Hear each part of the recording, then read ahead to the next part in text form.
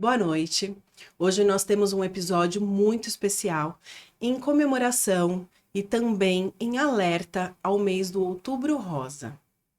Para abordar esse tema, nós temos a nossa queridíssima Rafaela, que desenvolveu um projeto lindo, né, Rafa? Sim, foi muito bacana. E hoje ela vai nos contar com mais profundidade sobre esse projeto.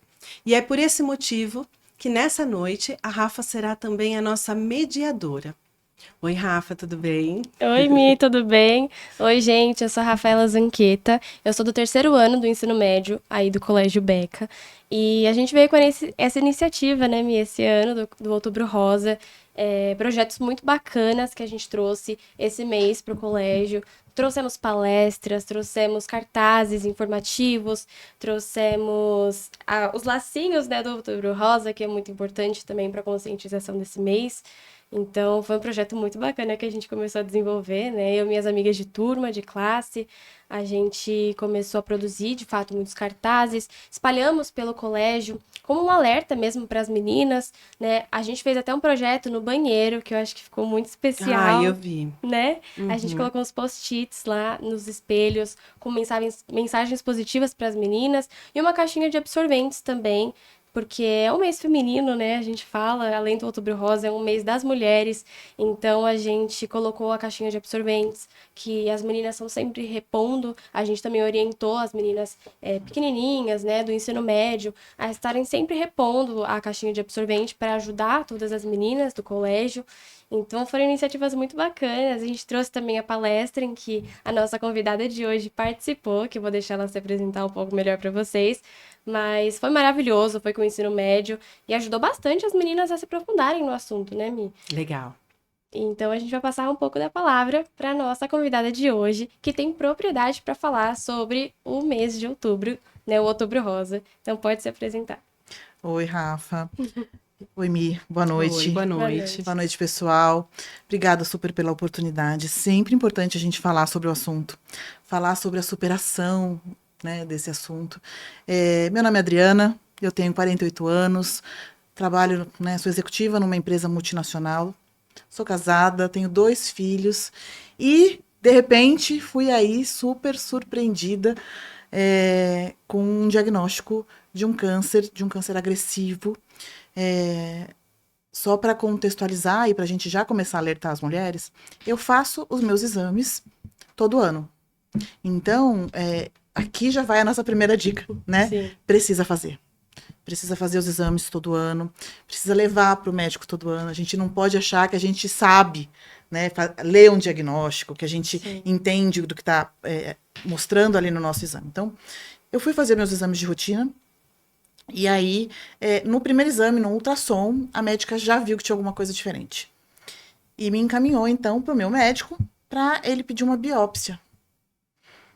Eu fiz isso, e claro, né, a gente conversou um pouquinho, assim, Uhum. é muito diferente, né, quando a gente tem um plano de saúde, quando eu tenho Sim, possibilidade de acessar rapidamente médicos, né. Então, um dado importante, hoje existe uma lei no nosso país que diz que as mulheres, entre o diagnóstico e o início do tratamento, ele precisa acontecer em 60 dias. E isso não acontece, nem nas grandes capitais, né? Então, o meu diagnóstico foi super rápido. O médico pediu a biópsia, eu fiz no dia seguinte, em 10 dias eu tinha resultado, em 15 dias eu estava fazendo a minha primeira quimioterapia. Então, foi confirmado o câncer na biópsia. E então, eu tive que procurar um mastologista, um oncologista. Eu fiz todo o meu tratamento num grande hospital aqui em São Paulo, que tem ali uma equipe multidisciplinar que já te acolhe no começo. Outra informação super importante, né? As pessoas que são diagnosticadas com câncer, elas têm ajuda, que é super válida, de uma profissional que chama enfermeira navegadora. Então, naquele momento que você está sem chão, né, que abriu um buraco, você está tentando na sua mente colocar as coisas em ordem, né? Como é que vai ser, o que, que vai ser, e os meus filhos, meu marido, meu trabalho né, e minha vida.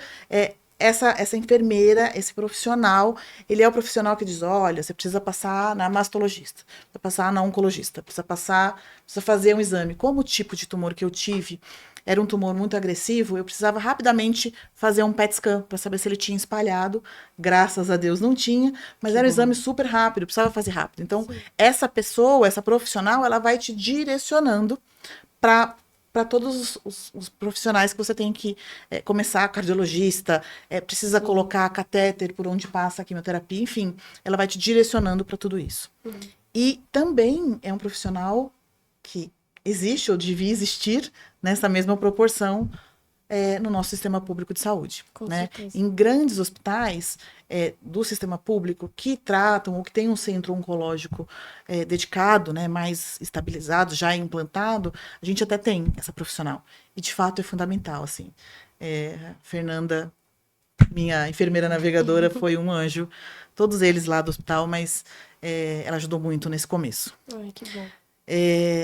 No momento que você recebe a notícia, um monte de perguntas começam a vir na sua cabeça, né? Então, assim, e talvez a primeira delas é a que fica gritando lá no fundinho, com todas as outras perguntas, é por que eu? Por que comigo? Né? O que eu fiz? Ou o que eu não fiz? E aí eu sempre falo, né? Quando o pessoal fala, a gente vai falar de prevenção de câncer. Eu falo, me conta aí o que eu podia ter feito. Porque, na verdade, o que a gente pode fazer são os exames e descobrir de uma forma precoce. Sim. É claro que é muito mais amplo, né? Quando eu falo de prevenção, eu estou falando também de uma boa alimentação, de uma vida saudável, de hábitos saudáveis. Mas não é só isso, né? Sim. O câncer que eu tive, por exemplo, ele era um câncer genético. Era uma mutação genética. Então, aí vai mais um aviso, né, para todo mundo que está assistindo. É importante a família saber, é importante conhecer histórico familiar, né, porque pode ter outras pessoas na sua família que já apresentaram algum problema, ou todo mundo que tem essa mutação vai ter câncer? Não, mas a probabilidade é maior. Então é importante, né, no meu caso, quando eu descobri que o meu câncer era uma mutação genética, eu avisei para todas as mulheres da minha família. E aí, muitas delas foram lá fazer os exames. Minha mãe fez. Minha mãe tem a mesma mutação. Ela fez retirada de útero e ovário. Então, assim, importante falar. Com certeza. No momento que eu recebi a notícia, né?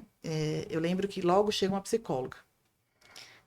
Enfim, é a primeira pessoa que você precisa falar a respeito do assunto. E ela fez algumas perguntas que foram... É muito engraçado, né? O filme na minha cabeça, eu estava no fundo de um poço e ela foi fazendo algumas perguntas que foram me trazendo de volta. Foi iluminando. A primeira coisa que ela perguntou foi se o meu marido que estava comigo podia ficar na sala. E eu achei aquele muito esquisito. Falei, por que ela está me perguntando isso? Claro que ele pode ficar. E meu marido naquela hora disse assim para ela, mas a senhora está vendo 2 pessoas aqui? Não, aqui tem uma pessoa só. Eu e a Adriana somos uma pessoa só. Mas aquele ficou na minha cabeça perguntando, mas que pergunta foi essa, gente? Mais tarde, lá já fazendo o tratamento, eu fui descobrir que a maioria dos maridos não ficam. Não ficam. Sim. Né? Que as Esse é mulheres, um dado muito interessante, né? eles não ficam. 70% dos homens não ficam. A segunda pergunta que ela me fez, ou ponderação que ela fez, foi: eu sei que agora você deve estar questionando Deus. E esse talvez tenha sido o grande trampolim para eu sair do fundo do buraco. Porque naquele momento, e aí, claro, cada um tem a sua fé, eu estou falando claro. da minha, Sim. mas aquilo, para mim, soou tão insano, porque a única certeza que eu tinha é que eu ia precisar da ajuda de Deus e que eu precisava ter fé naquele momento. Né? Eu não sabia de mais nada, eu não sabia mais como era o tratamento. Eu tinha acabado de descobrir, além de ter um câncer, eu tinha um câncer agressivo. Eu não sabia como é que ia ser a quimio, eu não sabia se eu ia ter que operar mesmo depois da quimio ou não, antes, no meio do processo. Eu não sabia como eu ia reagir. A única coisa que eu sabia era que eu precisava ter fé. E que Deus ia me ajudar naquele momento. E naquele momento eu fiz 2 propósitos. Um, de que eu ia deixar tudo. Da parte mais simples do processo, a mais complexa, na mão de Deus. E que para mim ia sobrar só como é que eu ia passar por esse processo. E o outro propósito foi de que eu ia falar sobre o assunto. Sempre. A partir daquele momento e para sempre. Por quê? Porque a gente ouve muito. Hoje em dia a gente tem muita informação, né? Sim. Mas ainda tem muita informação que não serve, que não é verdade, que estigmatiza, que dá uma conotação, né, muito ruim para o processo. Então, ainda é muito comum a gente ouvir coisas ruins. E é claro que eu estou falando de um câncer que é muito ruim, que o tratamento é muito difícil. Mas a forma como você lida te traz para um outro. Te traz para tomar as rédeas de volta da sua vida. Porque naquele momento, a sensação é que eu não comandava mais nada. Então, eu precisei, em algum momento, ali, naquela hora que ela trouxe essa pergunta, decidir que não. As rédeas continuavam sendo minhas. Sim. Que aquilo não era a minha história inteira, era um capítulo do meu livro, mas não era o meu livro inteiro. Que eu não tinha câncer, eu estava. Não Então, te definia, né? não me definia, Rafa, é exatamente isso, assim. E eu decidi que algumas coisas eu precisava priorizar, né? Então, precisava me organizar com coisas que para mim eram importantes. Eu precisava me organizar com a vida dos meus filhos, eu precisava me organizar com a minha vida de casa, com meu marido, eu precisava me organizar com o trabalho. Então, a partir do momento que eu soube, e aí eu já sabia logo, eu fiz o PET scan, descobri que era só local. 2 dias depois eu coloquei o catéter, que isso é outro dado triste, porque nem todos os locais, ou em especial nos hospitais públicos, eles têm o catéter disponível, então a quimioterapia é feita na veia, e isso é muito, muito difícil, porque judia muito, resseca as veias. Então, no catéter na medida do possível, um pouco melhor. Tranquilo. Eu fiz isso tudo muito rápido. Então, eu comecei a tomar atitudes práticas. Eu perguntei para o meu médico, eu vou perder o cabelo? E tem uma touca nos hospitais, em alguns deles, que é uma touca gelada, que você pode colocar durante a quimio para postergar a perda do cabelo. E eu sou muito prática com algumas coisas. E postergar não me adiantava. Se fosse algo que fosse definitivamente fazer com que eu não perdesse o cabelo, por mais que fosse um negócio, né, incomoda, eu tentaria, mas não era. Então, naquele momento, eu já decidi que eu não usaria touca e comecei a tomar atitudes práticas. Então, eu fui, olha, o processo dá uma sensibilidade importante nos dentes. Eu fui falar com a minha dentista, que é uma amiga já, e a gente foi fazer limpeza nos dentes. Eu comecei a fazer uma hidratação diferenciada da pele, porque dá um ressecamento absurdo. Eu fui fazer micropigmentação de sobrancelha. Eu fui comprar uma lace, porque eu decidi que eu não queria ter mais a questão de passar pelo processo de me ver sem cabelo. E eu não tô falando de cabelo, né? Não tô falando de sobrancelha. Sim. Eu tô falando de identidade no espelho, de como você se vê. Com certeza. E por que de tudo isso? Porque eu também tomei outras decisões que foram: eu quero continuar acompanhando meus filhos, eu quero continuar trabalhando, né? Eu tenho uma carteira gigante de clientes, então eu precisava continuar me relacionando com eles. E decidi que o que eu podia me preparar antes de começar a quimio, eu ia fazer. Porque o tratamento não podia virar para mim um outro problema. Eu já tinha um problema. Né? É um tratamento longo, de duração de muitos meses. Quando você vai fazer a quimioterapia, demora ali o trajeto inteiro entre fazer os exames, fazer a quimio, você se recuperar ali no hospital ainda, demora em torno de 7 horas. Então, é muito tempo dentro do hospital. E quanto tempo durou a sua quimio? Eu comecei a quimio, Rafa, 4 de agosto e terminei 15 de dezembro de 2023. Nossa, bem cansativo, né? Eu fiz 12 sessões iniciais. Desculpa, fiz 6 sessões iniciais do que eles chamam de quimioterapia vermelha, que são as mais fortes, né, que eles dizem. Só que elas eram quinzenais. Então, você tinha tempo de se recuperar de uma para outra. Depois dessas, começam as quimioterapias brancas. As brancas. Mas essas são semanais. E eram 12. Então, essa foi assim... Você não tinha tempo. Os sintomas e os efeitos colaterais, você não tinha tempo, porque você começa a sentir o pico do efeito colateral em 2 dias depois que você fez a quimio. Então, assim, 2 dias, mais 4, 5, você já estava fazendo outro. De novo. Então, foi muito intenso. E falando, né, a gente falou ontem lá com o pessoal do Beca, algumas coisas, né, eu falo que a gente não pode falar para quem tá com câncer, quem tá Sim. passando pelo processo, né? Então, a história do cabelo. Ah, é só cabelo. Não é só cabelo. Não. É só cabelo quando você escolhe ir lá cortar o Cortar. cabelo. Agora eu quero curto, agora eu quero comprido, agora eu quero azul, agora eu quero loiro. Aí é só cabelo. Quando você não tem opção, quando você tá perdendo por conta de uma doença, não é só cabelo. Né? Quando você tá perdendo a sua identidade, não é só cabelo. É claro que se alguém dissesse pra mim assim, e a pessoa que tem câncer, gente, não ficou doida. Ela entrou numa tendência até de Sim. ficar, mas não ficou. É claro que ela sabe que é cabelo. Que o menor dos problemas dela naquele momento é o cabelo. Com certeza. Se ela pudesse falar, tá bom, eu vou cortar o cabelo, mas eu não vou ter mais câncer, todos Resolvido. faríamos. Uhum. Mas o ponto é que eu não tô falando de cabelo. Eu tô falando de identidade. Eu tô falando de uma Autoestima. mulher de autoestima. Tô falando de uma mulher que tem filhos em casa pequeno e vai precisar explicar pra ele o que tá acontecendo. Sim. Uhum. Eu tô falando pra uma mulher que daqui a um tempinho vai estar usando crachá de que tá fazendo tratamento de câncer. Então, não é só cabelo. Histórias, né? Ah, eu conheço uma pessoa, mas nesse caso ela morreu. Que história é Não essa, precisa gente? disso. Não precisa, né? A gente fala dentro do Centro de Oncologia que o câncer tem CPF. Só quem tá passando sabe o que tá sentindo, né? Não. Ah, pode ser o mesmo tipo de câncer que eu tive numa mulher com a mesma idade que a minha, com o mesmo peso, altura, pressão. Não vai ser a mesma coisa. Ela não vai ter as mesmas reações que eu tive. Ela não vai se comportar do mesmo jeito que eu me comportei durante o processo. Então, não dá para comparar nada com ninguém. Já não dá. Né? Quando eu tô falando de câncer, muito menos. E né? é uma fala muito importante, né? Até para conscientizar as pessoas. Porque às vezes Isso. as pessoas não têm essa noção, às vezes quando vai perguntar, quando vai questionar, às vezes não sabe o que falar. É melhor ficar quieta, como você comentou ontem, né, na palestra. Eu falo- Quando não sabe o que falar, é melhor não falar, né? Eu cheguei a fazer alguns posts, eu falava, gente, quando não sabe o que falar, se cala, fica junto. Eu não sei o que falar. Olha, eu não sei o que te falar. Mas eu quero que você saiba que eu tô aqui perto. Ok, pronto. Né? Perguntar pra pessoa, como é que tá? O que você tá sentindo? Gente, tá sentindo tudo.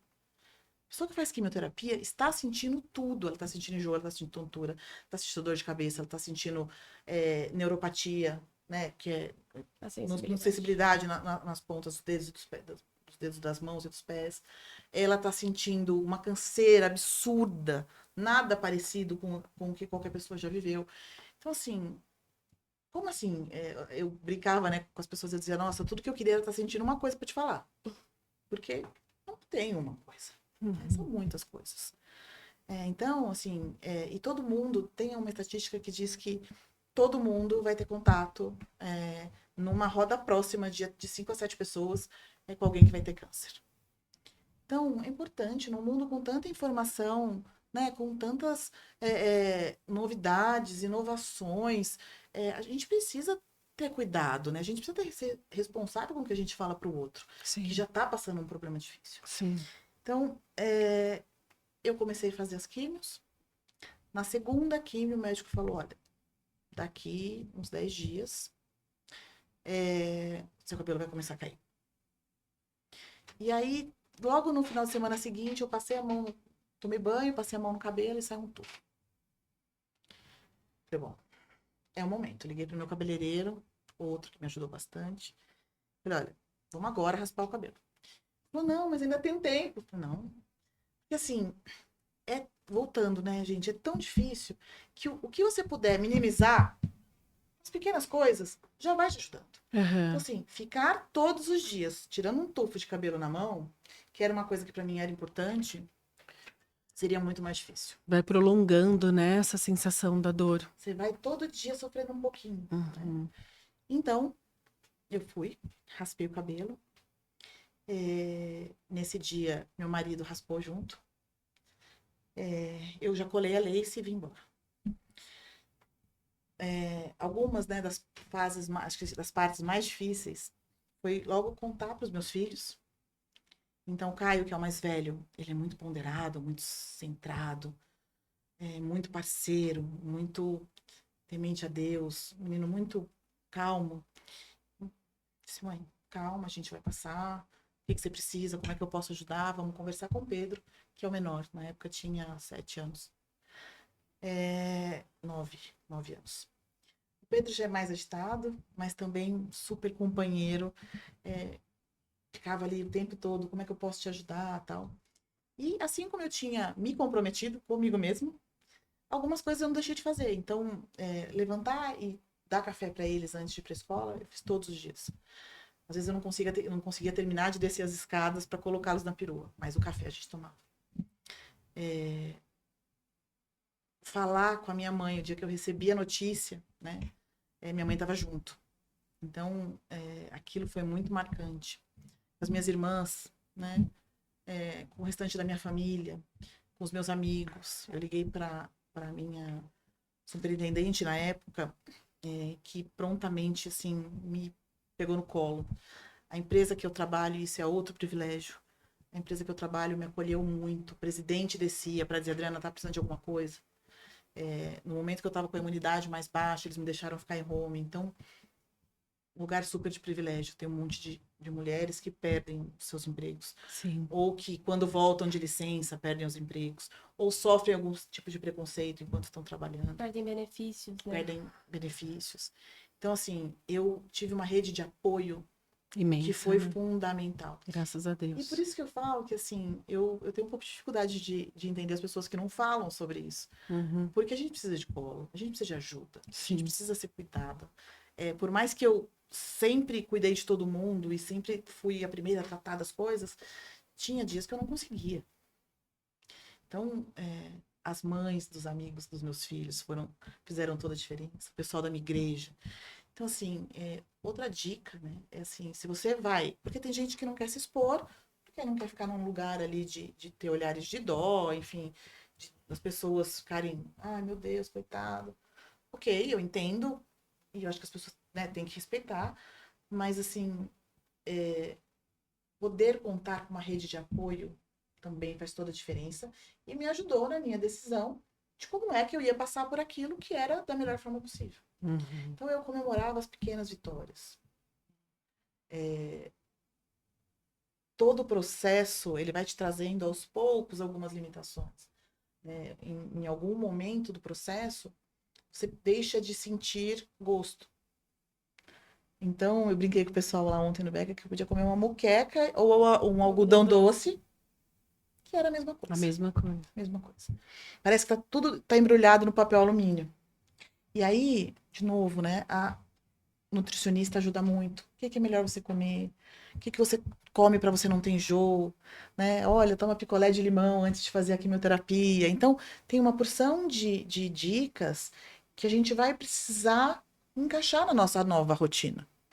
Porque não encaixá-las, ou não ouvir as pessoas, ou não deixar ser cuidada, vai transformar aquela rotina toda num processo muito mais difícil. Com certeza. Eu lembro que um dia eu estava na sala de quimioterapia, e aí chegou um rapaz da idade do Caio, do meu filho mais velho, e a gente conhecia todo mundo ali, né, enquanto esperava para entrar para fazer a quimio, e aquele menino era novo, e ele estava com os pais. E aí eu falei, nossa, mas eles devem estar com alguém, porque o rapaz ainda estava super bem, os pais um pouco mais quietinhos e tal. E aí chegou a enfermeira e chamou, era a primeira sessão de quimioterapia daquele rapaz. Naquele dia, eu fiquei destruída. E pensando, Senhor, ainda bem que foi comigo, que não foi com meu filho. E aí eu entrei para fazer a quimio, e a psicóloga estava lá, e eu contei para ela. E ela falou para mim assim, será que sua mãe pensa assim, Adriana? Uhum. E até aquele momento eu estava vendo minha mãe ali, aquela fortaleza, tentando fazer as coisas para eu comer, para eu... Né? Então, é um momento que acaba abalando todo um grupo familiar, né? As pessoas que querem estar perto de você, as que não querem. Falei ontem pra Rafa, tem um monte de gente que não quer.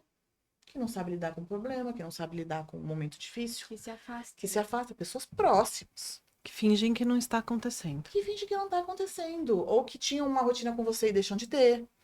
Que não perguntam, que, sabe, fazem... trata como se nada tivesse acontecendo. Então, assim, a gente tem que estar preparado para isso também. E ter essa... Eu brinquei lá com o pessoal do colégio ontem, eles tinham assistido o filme do Caramelo, que eu tenho um rapaz que tem mindset positivo. Porque é isso. A forma como você encara é que dá o tom.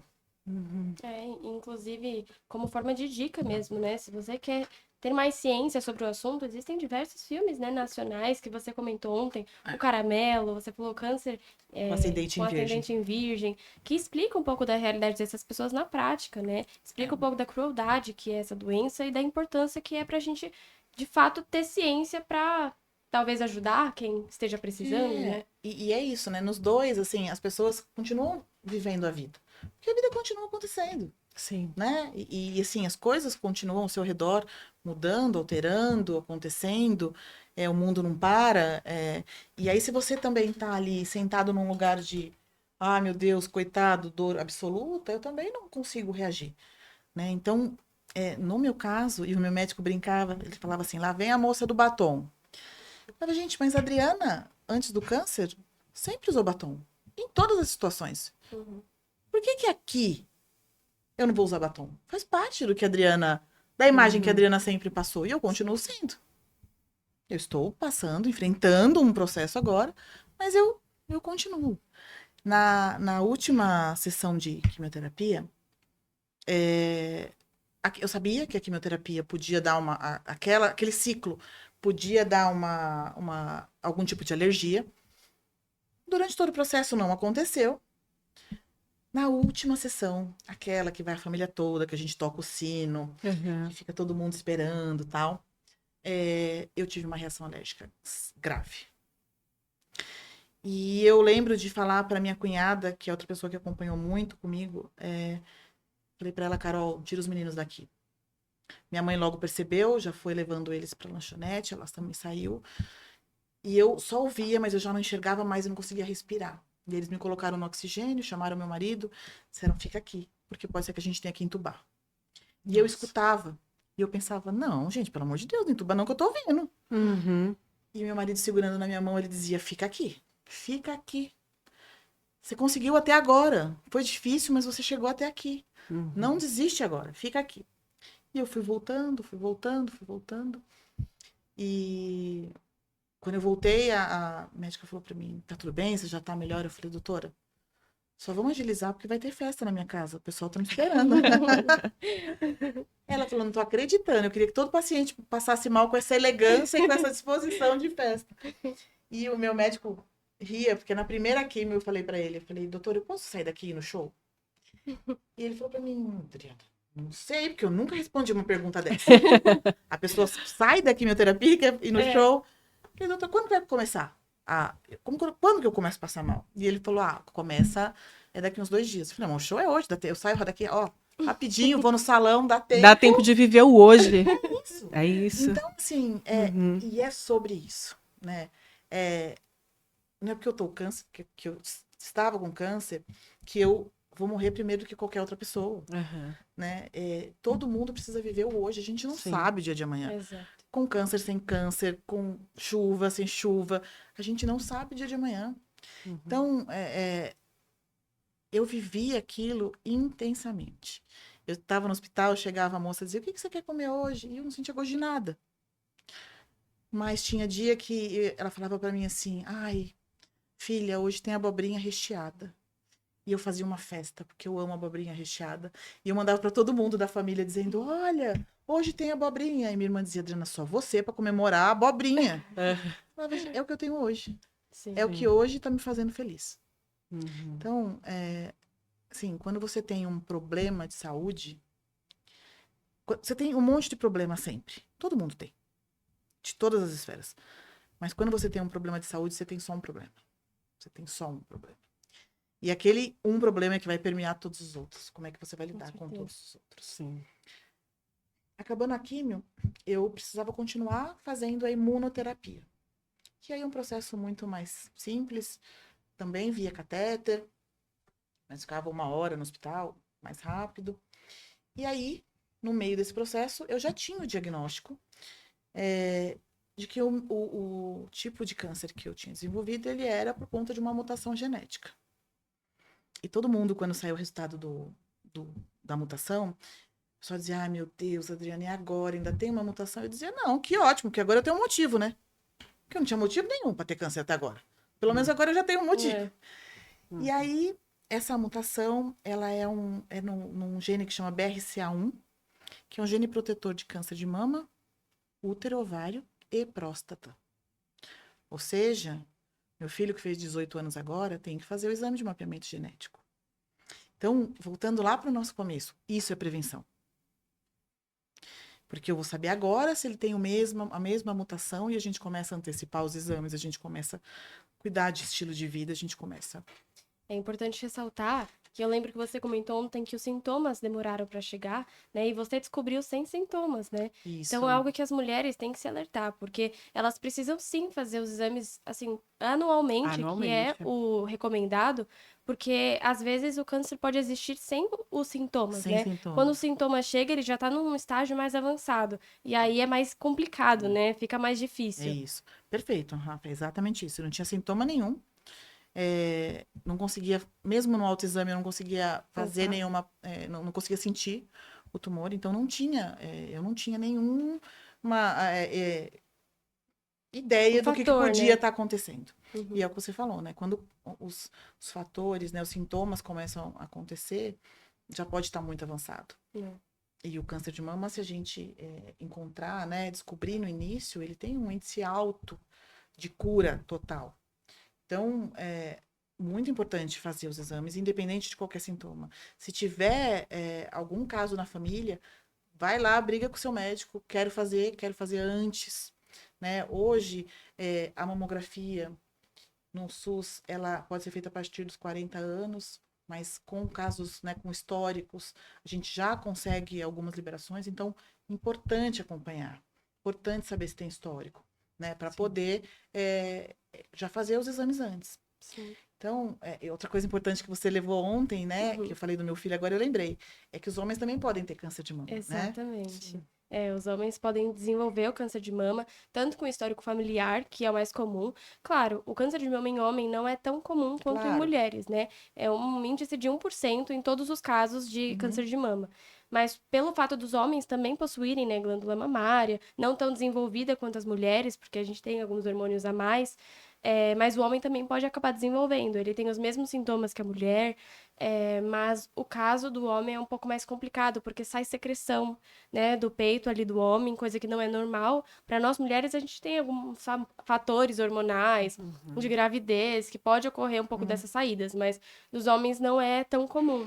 Então, assim que, né, se você é homem, a gente sabe que homem é mais difícil de procurar um médico, mas é importante vocês fazerem também os exames, tanto do câncer de próstata, né, que também tem a questão do fator familiar, né, do fator histórico ali da família, independente se o câncer é em mulher, em homem, ele continua existindo, infelizmente, né? Então é importante a prevenção com os exames, né? Essa prevenção prévia para evitar possíveis agravamentos ali, né, na recuperação. Até casos de metástase, né? Porque aí encontra já de forma mais tardia. Terminando, então, esse ciclo medicamentoso, eu tinha, então, e graças a Deus, quando eu terminei a quimioterapia, os meus exames já não mostravam mais o tumor. Aí eu ia fazer essa pergunta. Qual foi o primeiro momento que você percebeu que você estava próximo da cura? Qual foi a primeira boa notícia? Quando o médico me deu a notícia de que era um câncer agressivo e que se espalhava rápido, a segunda boa notícia foi, só que é o câncer que mais responde ao processo de quimioterapia. Porque o que eu queria? Quando eu descobri, eu queria operar, eu queria tirar aquilo de mim. Ele falou, Diana, a gente precisa fazer a quimioterapia primeiro, porque eu preciso restringir, eu não posso deixar ele espalhar. Tá. Como esse é um câncer e a boa notícia é que ele responde muito bem à quimioterapia, a gente precisa fazer a quimioterapia rápida. Então, logo depois que a gente estava já terminando a fase da quimio, eu já comecei a fazer os exames de imagem. Tá. E no exame de imagem, eles já viam o que eles chamam de resposta clínica completa. Legal. Então, eu já tinha a informação de que eu não tinha mais o tumor. Durante o tratamento todo, você vai repetindo os exames, né? Então, a gente via o tumor diminuindo, e depois, na última, a gente já não via mais. Tanto que, para fazer a cirurgia, eles fazem uns marcadores, né? Eles colocam uns clipes um clipe marcador, aonde o tumor encostou, enfim. E foi super difícil de eu conseguir colocar, porque ela teve que fazer guiado pelas imagens anteriores, porque o tumor não aparecia mais. Que Então, legal. essa já foi, assim, a grande notícia. O que eu tinha junto com a grande notícia? A decisão de tirar ou não as mamas. Se eu tirava só o quadrante ou se eu tirava as mamas. Lembra, eu tenho uma mutação genética. Na minha cabeça, prática de ser qualquer coisa que diminuísse a chance de eu ter de novo uma notícia como essa, para mim fazia sentido. Uhum. Então, os médicos conversaram muito, a psicóloga conversou muito, Adriana, olha, é uma mutilação, Adriana, olha. E ainda assim, era uma decisão tomada. No meu caso, como eu já tinha a resposta completa, eu já sabia que eu não ia fazer rádio depois. Tá. Então, eu podia fazer a reconstrução no mesmo ato. Fiz a retirada das mamas e já fiz a reconstrução. Porque quando vai fazer a radioterapia, queima um pouco a pele, a prótese Aí pode não pode, prejudicar. Então, eles colocam, às vezes, um expansor, que é como se fosse uma bexiga vazia, que você vai, dia após dia, lá no médico, ele vai enchendo, até a pele ir se acomodando e abrindo espaço, e aí sim ele tira o expansor e coloca a prótese. Uhum. No meu caso, eu não ia fazer, já coloquei a prótese pronto. Só que esse mesmo gene é o que protege câncer de útero e ovário. Então, eu tinha uma segunda decisão, que era, numa segunda cirurgia, tirar ou não o útero e ovário. Eu já tenho os meus 2 filhos, as razões da minha vida, minha família já estava formada, meu marido também já estava. Então, eu decidi que eu ia para uma segunda cirurgia. Então, eu fiz a primeira cirurgia em janeiro de 24 e a segunda cirurgia em novembro de 23. Aí, para tirar útero, ovário e tronco. Não, em novembro de 24. 24, desculpa. Certo. Janeiro de 24, a primeira, e novembro de 24, a segunda. Tá. E aí, voltando, né, depois desse processo todo, a gente falou sobre isso. Lembra que a psicóloga perguntou se podia ficar com meu marido? Uhum. Eu vi aquela sala de espera da quimioterapia se esvaziar. Os maridos não ficam. Os companheiros, as companheiras, enfim, não ficam. Então, a cada sessão de químio, e na segunda fase ela tinha muito antialérgico, corticoide, antialérgico, por conta da probabilidade de dar uma alergia, então eu dormia muito. E eu lembro que da minha sensação de toda vez que acordar, meu marido está no cantinho trabalhando. Então, assim, isso é outra coisa, né? Assim, e aí, seja para marido, para companheiro, para companheira, para namorado, para mãe, para tio, para sobrinho. Se você está acompanhando uma pessoa com câncer, fique. Ela vai precisar, às vezes, e tinha dia que eu não queria nada, não queria falar, não queria. Eu falei com uma amiga esse dia, ela falou, mas durante o processo inteiro você ficou assim, nesse bom humor, nessa força? Claro que não. Claro que não. Teve muitas vezes que a psicóloga entrou no quarto e eu fingia que eu estava dormindo. Uhum. Que eu não queria falar com ninguém. Teve um dia da psicóloga entrar no quarto e falar para mim, Adriana, rasga esse contrato que você fez de que você tem que ser forte o tempo todo. Ele tá assinado só com você. Ninguém nem tá esperando isso de você. Sim. Então, é um processo muito difícil. Eu não fui forte o tempo todo. Mas eu tinha o foco de ser.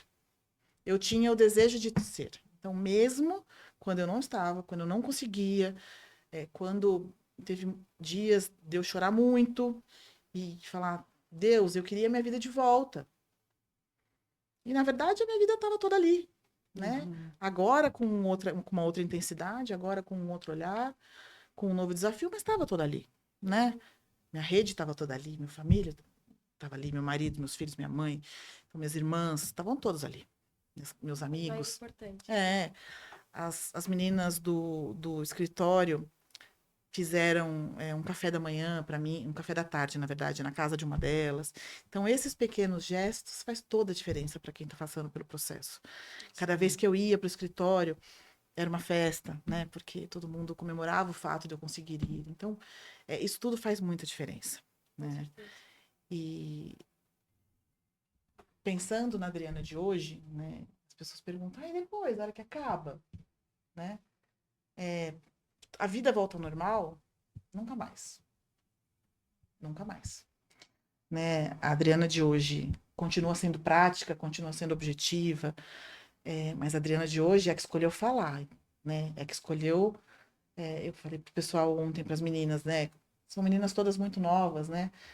Uma doença que parece, às vezes, um pouco distante. A gente tem um indicador que diz que parte importante da população com menos de 50 anos vai, né, desenvolver. Então, assim, mas tem uma tia, tem uma mãe, tem uma prima, uma irmã. Então, a Adriana de hoje é que quer, se daquele monte de jovens que estavam lá ontem, eu consegui plantar a sementinha em uma, duas delas, para mim já valeu. A Adriana de hoje é a Adriana que morre de medo de fazer exame. Assim como todo paciente que passou pelo processo. Sim. Então, toda vez eu faço meu controle a cada 6 meses. Cada vez que eu faço, chega perto de eu fazer os exames, tá aqui, né? Meu médico, esses dias eu fiz agora, recente, e aí um deles eu abri, falei para ele, doutor, o que é isso? Aí ele levanta para mim, e ele é uma graça também, ele disse para mim, Adriana, isso não é nada e para de abrir os exames. Porque a gente fica, né? A gente fica num processo de, ai, tô com dor nessa unha. Ai, será que tá câncer na unha? Ai, tô com dor no furinho do brinco. Será que dá câncer no furinho do brinco? Então, é um medo que paira, que é comum a todos nós que passamos por isso, mas que também faz com que a gente não deixe nunca de fazer um exame, que a gente não deixe nunca de ficar alerta a qualquer sentido, né? Qualquer sentido diferente, qualquer coisa que você veja diferente. E não esperar os sintomas, né? Para poder Né? realizar um exame, né? É isso, né? Então, é a Adriana que vê o mundo de outra forma hoje, que, assim, olha para algumas coisas e diz, jura, tá se preocupando com isso?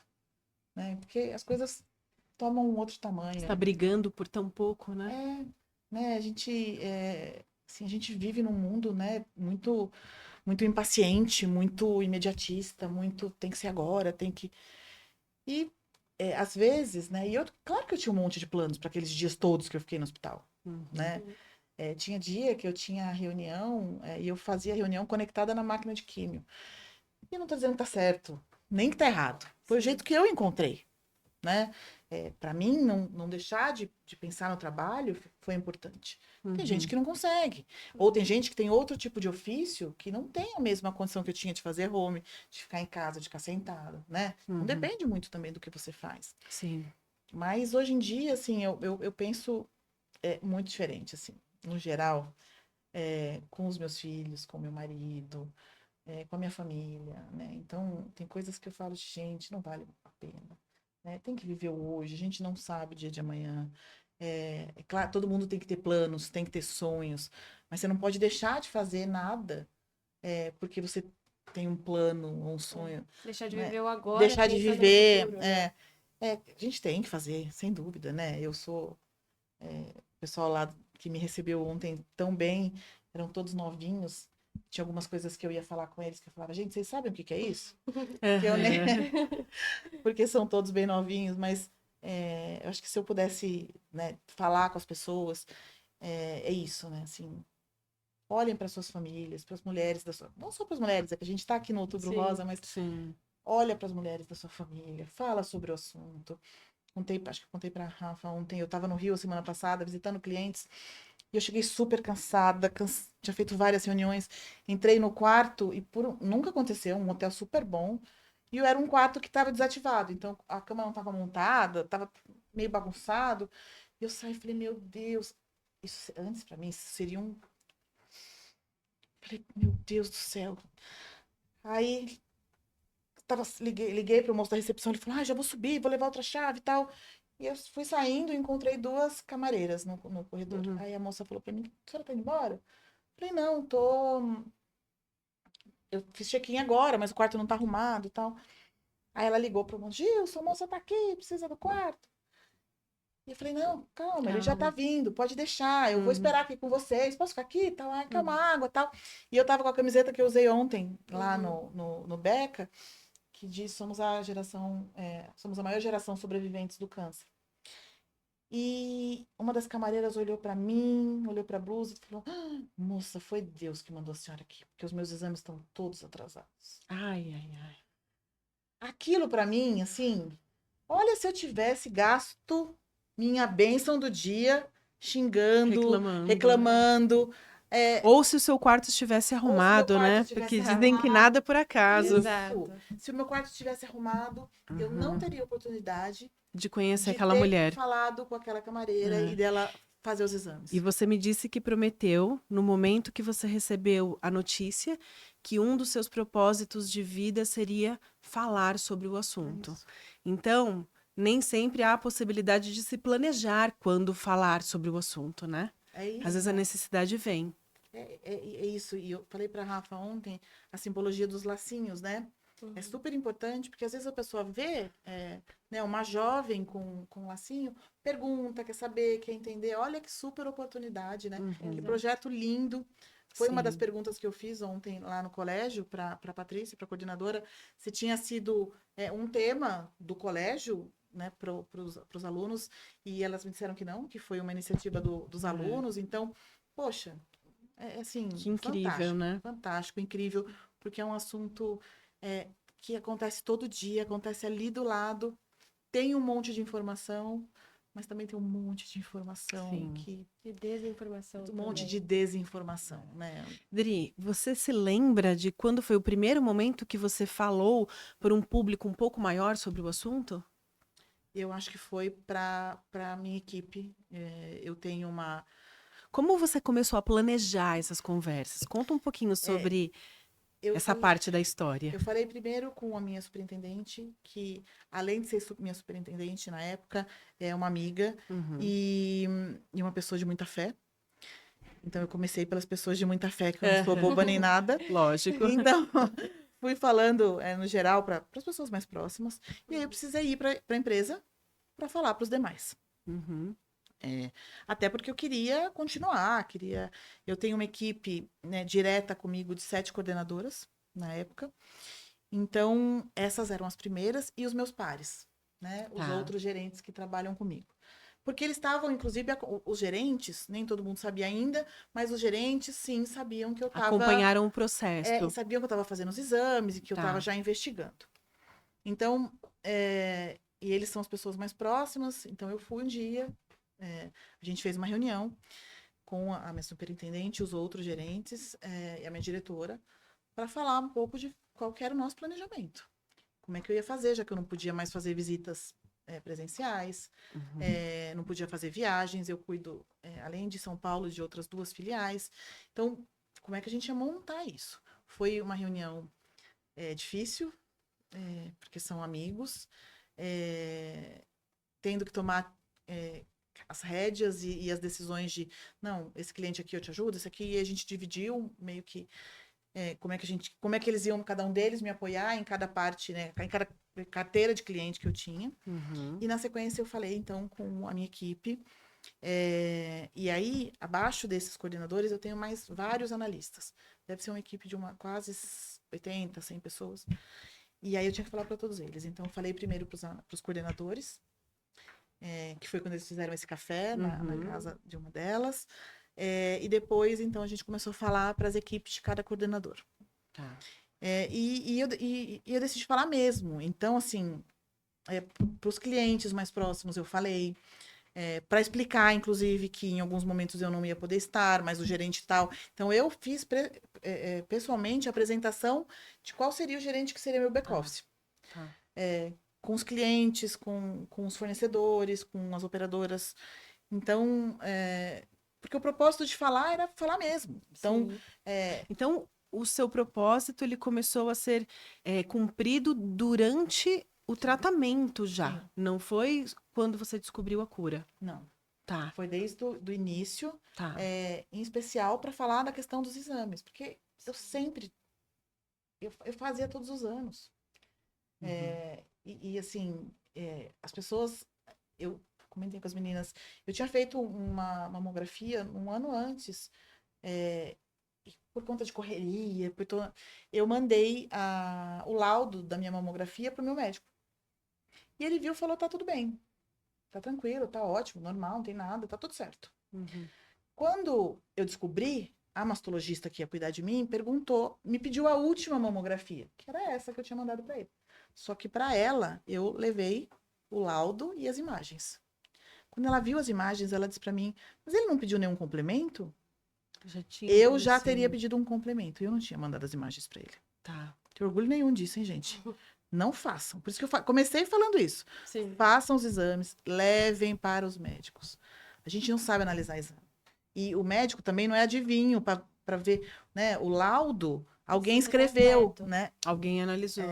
Que não foi o seu médico. Que não foi. Né? Então, assim, a gente precisa fazer os exames e levar, né? E ter essa... Então, desde esse momento, eu já comecei a falar para as pessoas, você fez seu exame? Né? Então, eu passei pelo Outubro Rosa de 23, pelo Outubro Rosa de 24. Lá no hospital a gente fazia. E agora é o primeiro Outubro Rosa, então, da sua cura.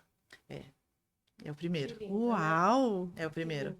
E é lindo saber que você escolheu compartilhar a sua história, né? E falar sobre isso, porque isso salva realmente muitas vidas, né? Acho que a própria iniciativa que a gente teve aqui de fazer esse podcast vai salvar muitas mulheres que estão assistindo aí e talvez não estejam com os exames em dia, assim como você comentou, que teve algumas mulheres que pararam, olharam e falaram sobre os exames, né? Então, excelente dica, Rafa. Bonita, então, né? olha só, para quem está nos assistindo, agora é o momento de pegar o link e compartilhar com a sua mãe, com a sua avó, com as suas tias, com as suas primas, com o pessoal do condomínio, com o pessoal da escola. Compartilhe, né? Exato. Porque esse episódio, ele tem como objetivo também chegar a um maior número de pessoas possível, né, Dri? É isso. Para multiplicar esse seu certeza. propósito. É isso. E se você pudesse falar uma coisa para as mulheres que estão aqui nos assistindo, uma dica valiosa aí nesse mês de outubro, qual ela seria? Olha, vou te pedir para deixar duas. Uma é, de fato, fazer os exames. Sim. E para quem já está passando pelo processo, eu vou falar uma coisa que é muito difícil de acreditar no momento que você está enfrentando. Mas passa. Passa. Tudo passa. Sim. Eu lembro que eu ia fazer as químios e as pessoas diziam assim, você veio fazer mais uma químio? E eu dizia, não, vim fazer menos uma.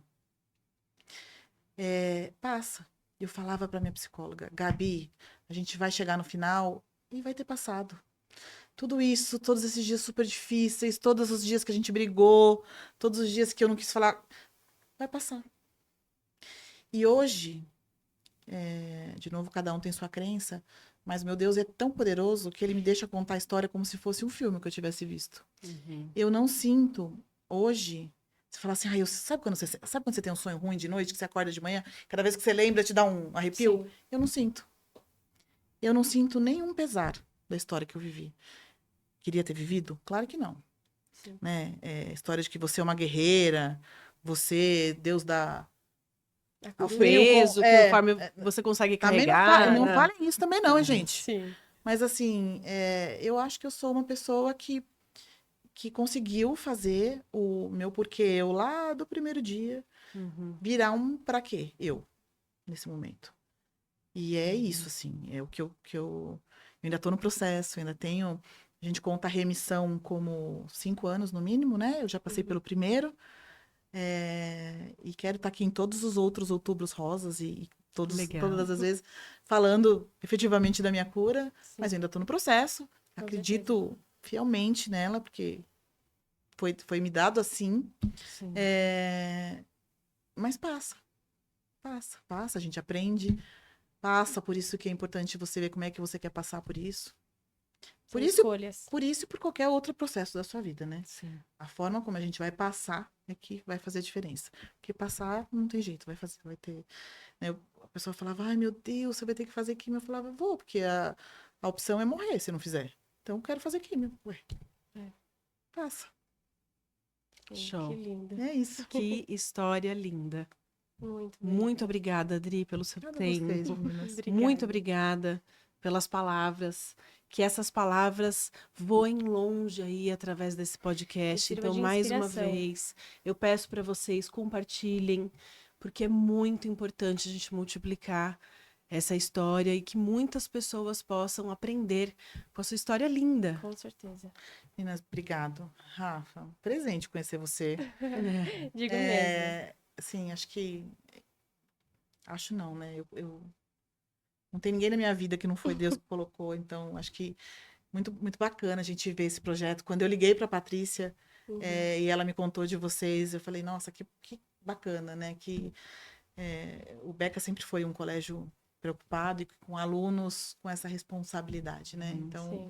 Com muito alunos legal. protagonistas Isso. que escolhem os temas que eles querem abordar também. Sim. Claro que muitos projetos surgem por parte da escola, por parte dos professores e dos coordenadores, mas se nós falamos tanto em alunos protagonistas, nós precisamos dar esse espaço para que eles tragam os temas O também. incentivo de vocês é Exato. fundamental Né? para criar, Autonomia. não, e para formar pessoas como a Rafa aqui. Obrigada. Show. Ai, foi uma honra estar aqui presente com você, viu? Muito obrigada mesmo por compartilhar e por escolher falar, né? Escolher fazer a escolha que você fez, né, nesse processo e até agora, que é bem recente, né? Até. Então, eu fico muito feliz da gente poder ter o privilégio de apresentar aqui. Muito essa legal, história. gente. Obrigada, viu? E parabéns pela sua mediação, Rafa. Obrigada. Arrasou mais uma vez. Obrigada. Vamos encerrar, então? Vamos. Colégio Beca. Qualidade no presente, sucesso no futuro.